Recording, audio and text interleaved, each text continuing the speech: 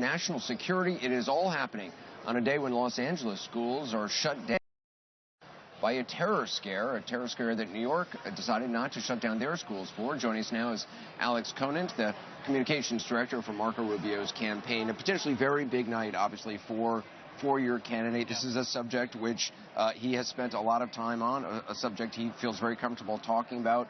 What are you expecting to see tonight from his opponents, and how much of an attack do you expect from a Cruz, from a Donald Trump? No, you're right.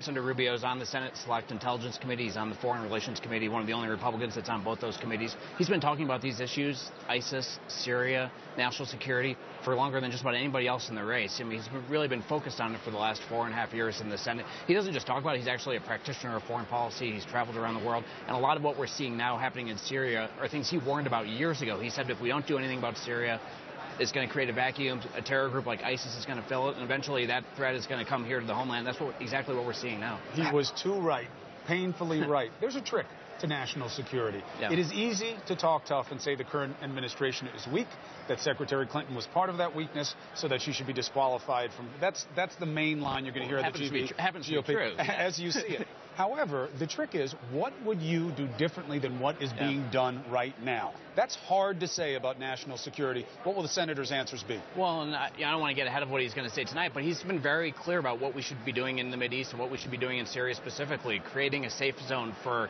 moderate rebels that we can work with. But he's been warning about this for years, and the problem's gotten harder. But the question is what to do. Yeah, and a lot of the things that you wind up suggesting are what they're trying to do right now. Yeah, and again, that's exactly what he's going to be talking about tonight. I think that the more substantive the debate can be, the more he's allowed to talk about specifics, able to talk about specifics, and what he would do as commander-in-chief. I think that will really accrue to our benefit. There's been a lot of talk about him going head-to-head against Cruz on the campaign trail. He's referred to Cruz as an isolationist. Should we expect to hear that again tonight?